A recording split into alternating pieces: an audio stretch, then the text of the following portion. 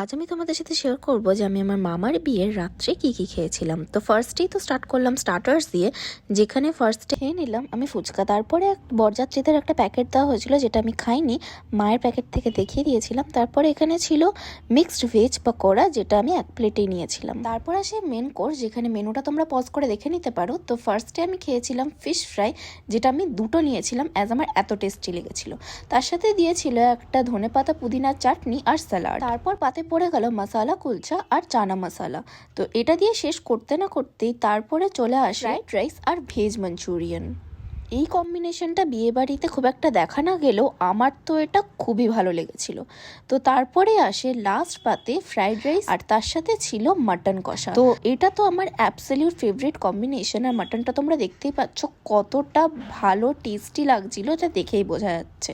আর last পাতে তো ছিলই চাটনি, পাঁপড় আর মিষ্টি, আর লাস্টে ছিল আইসক্রিম।